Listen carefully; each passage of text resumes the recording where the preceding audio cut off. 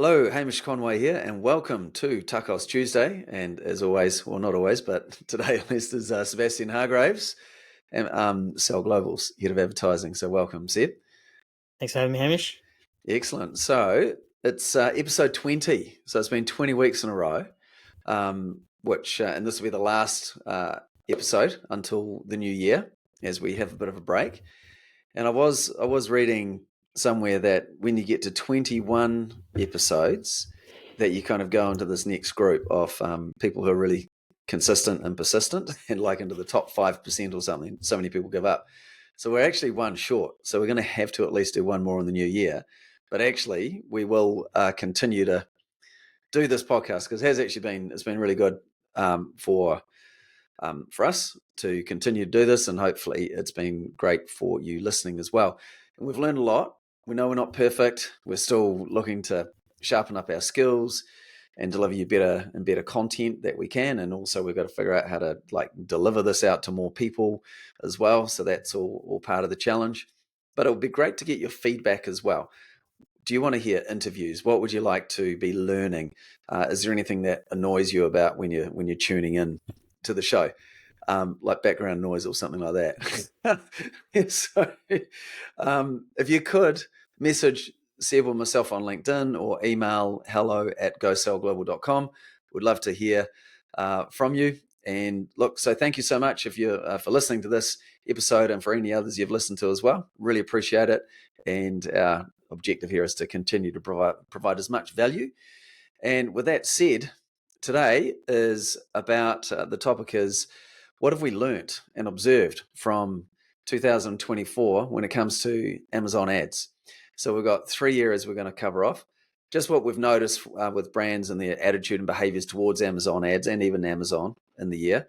Secondly, what trends through the year with our clients in terms of traffic conversion rates and orders and some other stats there. So we're going to share a page of that, which shows some interesting trends and interesting correlations there. So definitely want to pay attention to that. And then also thirdly is what new Amazon ad features were introduced in 2024. Have they made an impact yet or not?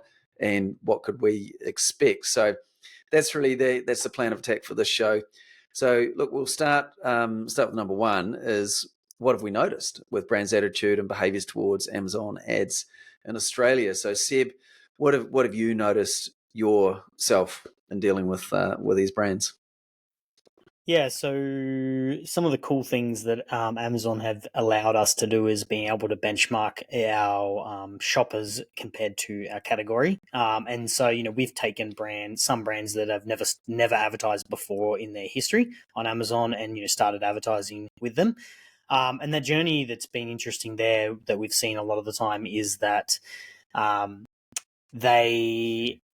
they've been able to really, I suppose, separate themselves from their category and really, make that gap much larger compared to the category. And so, brands that have leaned into advertising, and we sort of spoke about how this could be a bit self-serving because we're we do advertising, but the reality is that that's what the facts and that's what the data shows us. Yeah, 100%. And it's been interesting. Brands are starting to realize the importance of Amazon in their channel mix, and with things like Amazon's same day delivery now, and how they're really pushing that, more and more consumers are realizing, this is actually handy. If I order before 11 o'clock, I can get it on the same day or the next day in main cities. And I think even for brands themselves, they're realizing that as they buy more on Amazon, that they know their customers are there as well. So I think there's this understanding now that actually, love them or hate them, we've got to be here. And how do we do it? And so then we've noticed a bit more curiosity here. People are have been dabbling, you could say, and they know that they need help. And some of that's come from when we do audits, we find a bunch of wasted spend there. And it's like, but it is complicated, right? And people have been doing their best. And at the same time, they know, right, if we're going to be serious about this, we do need to start to get a proper strategy here about how we're going to make this channel really work for us. So that's been it's been good to see people keen to more than dip their toe in the water, or at least dip their toe in the water and then start to expand from there, because that's something you can do with Amazon ads. You can start without betting the house on it and see the results and then grow from there. Also, just some other points here, because I know you've got a lot more on the others there.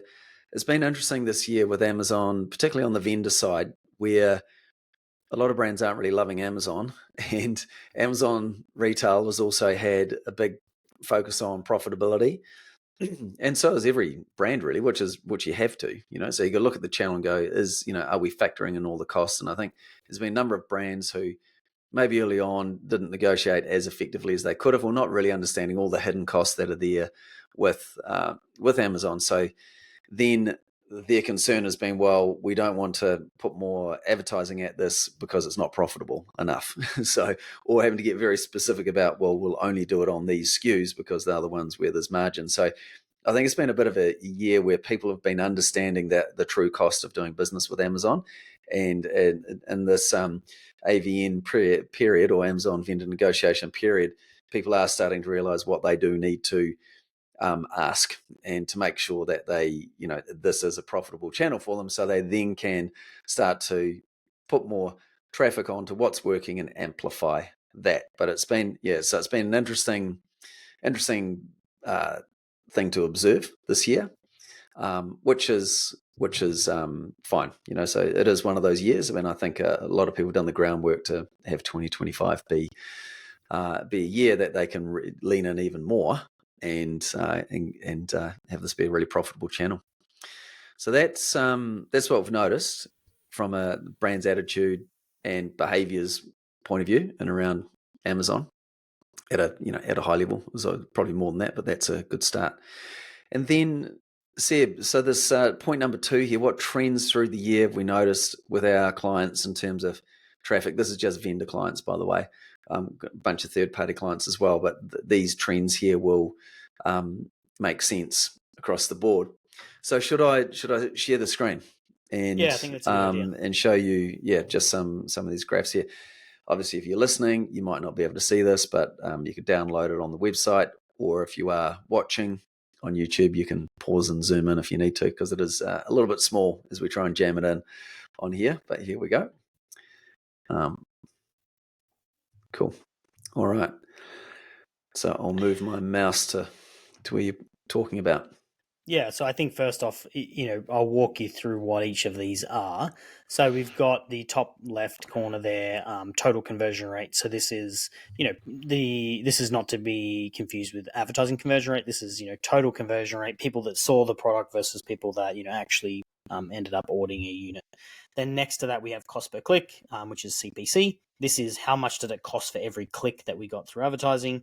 The next one is AOV, which is average order value. This is the average order of the units we were selling.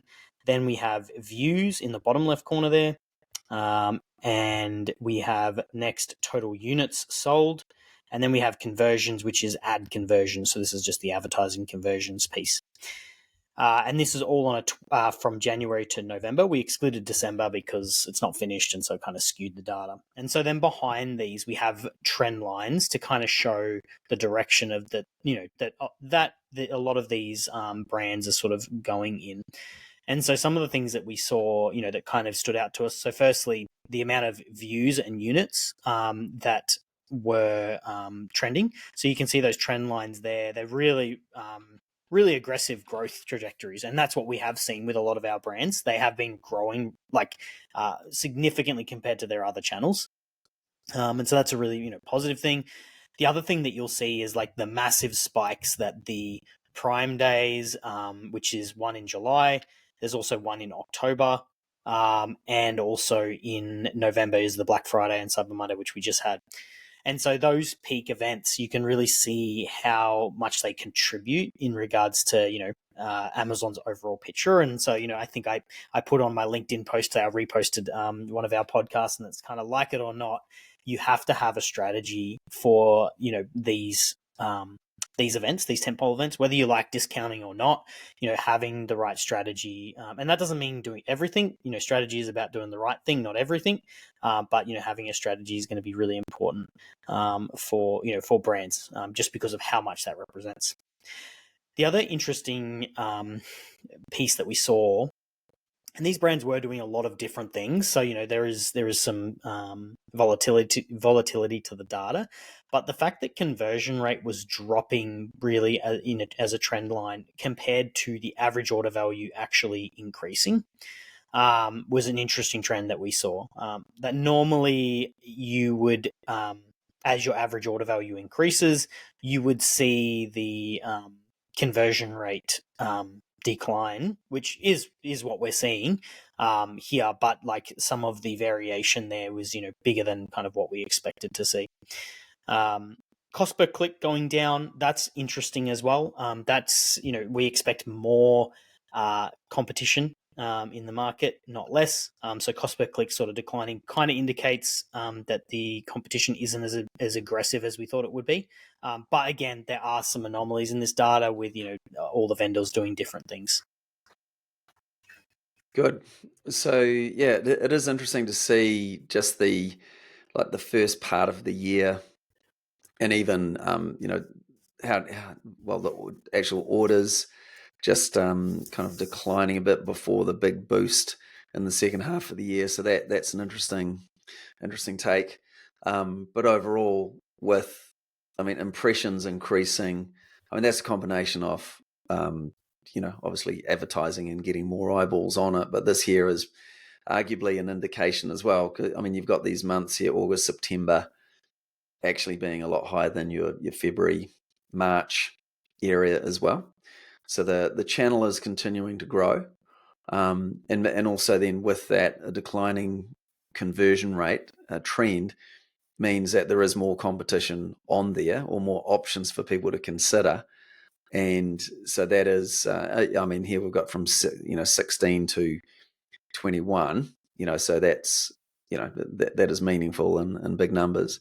So potentially here, what we're seeing is, because there is more competition, more selection there for shoppers to look at, there is a potential decline there.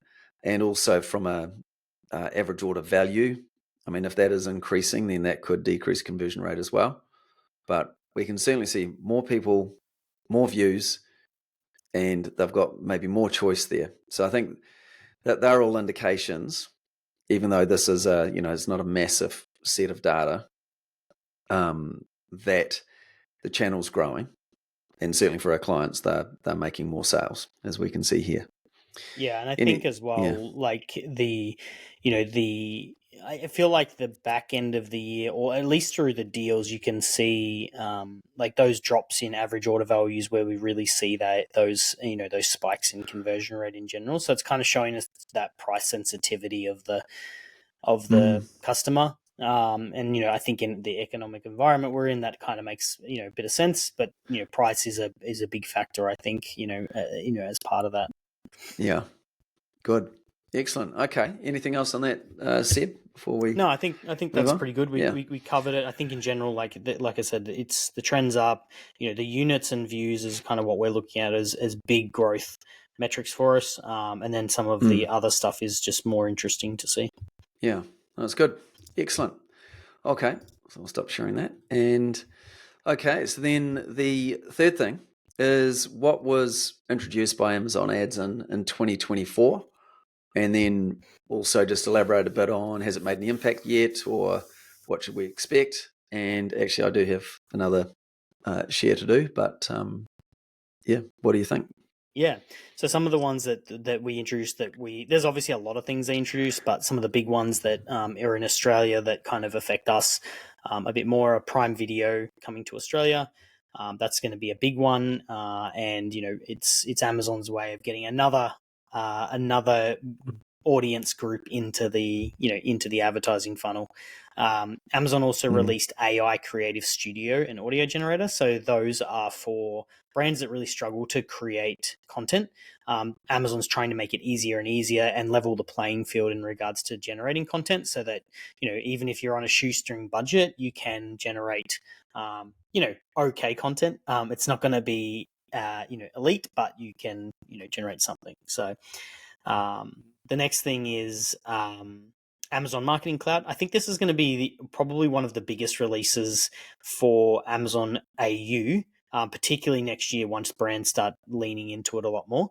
So Amazon Marketing Yeah. Cloud is, I might go into that one a little bit more detail when we share the slide. I'm sharing it now, as it you turns are out. sharing it. Okay. Okay. I can't actually see it on your screen, but the so I'll go into that one in a minute. Amazon Vine is another I'm one. sharing it now. There we go. Okay, cool. Hang on, it's just still populating. There we go. Cool. Yeah. So this is Amazon Marketing Cloud, or what it can look like. So Amazon Marketing Cloud is really just a place to store data, and then you can query that data and get lots and lots of different information from that data. One of the key or cool parts about Amazon Marketing Cloud is you can see the path to market journey that someone takes. So the path to market traditionally has been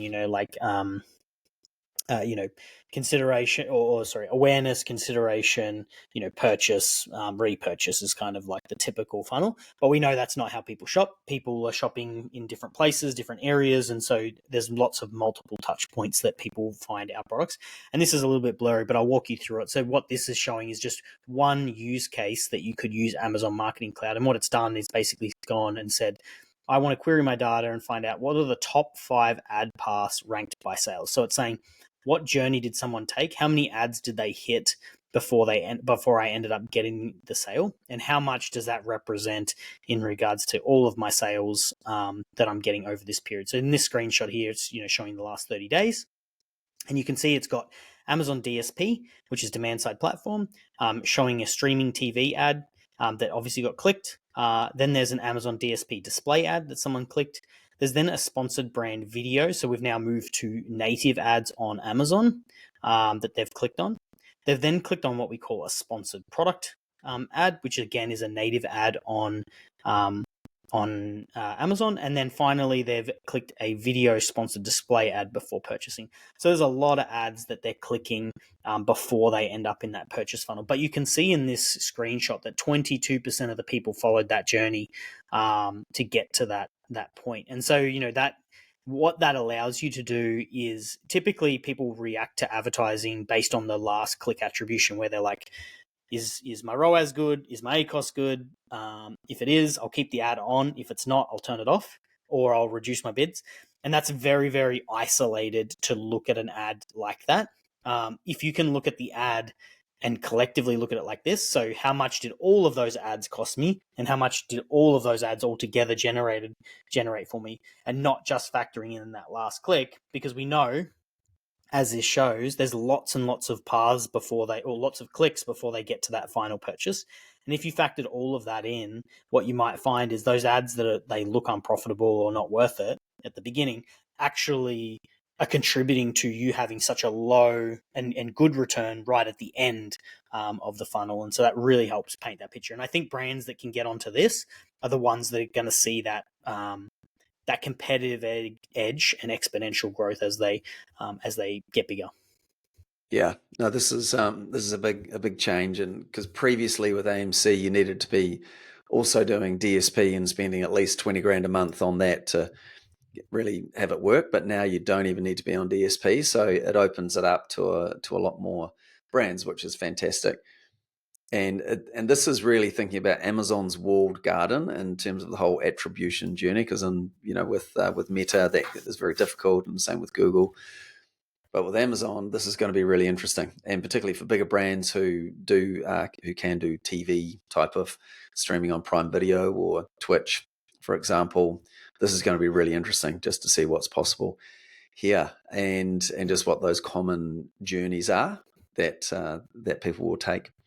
So that's going to be that's pretty exciting that has got here, and but next it's really about getting brands using it. So I'll stop that share now. And all right, so no, and what else? What else, Seb, in terms of intros? Yep. So we had Amazon Vine released in AU. So Amazon Vine is a way to get reviews. This has been good because obviously, when you're doing product launches, there's really no easy way to get reviews. So Amazon Vine allows you to give away product basically in exchange for a review. So that's going to be a big help for brands. There's also a little hack there that I might share right at the end. And then we've got Inspire which was released in the USA. Basically, it's Amazon's way of bringing social commerce into their platform. So basically, it is like Instagram, but everything on the post is shoppable. So you'll be able to see if someone's wearing a certain jacket or wearing a bag, those items will show up as being able to be purchased in the video that's being shared. Very cool. Very cool. Yeah, it's interesting, isn't it? Like Amazon is trying to have shoppers not look anywhere else. That's obviously not going to happen, but they are just encouraging more and more with Amazon attribution and just go, right, well, if you pay your influencers a commission here, well, no, we'll pay you a 10% commission so that you can pass that on to influencers to just push more and more people to Amazon and Amazon posts. And, I don't know if they'll get there because, people will shop everywhere, but it's interesting just what they're doing to get people to the platform and retain them on the platform is pretty impressive. Yeah, So, absolutely. and you're alluding to a hot tip before. I'm And then curious now. Yeah.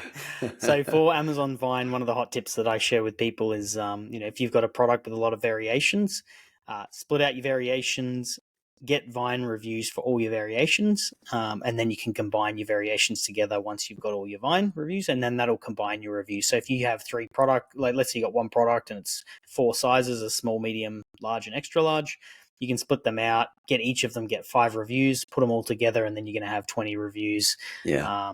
From launching, which is quite hard to do. Yeah, no, that makes a big difference. Nice. Hot tip. Excellent. Okay. Well, look, that's in terms of time, that's what we've got time for today.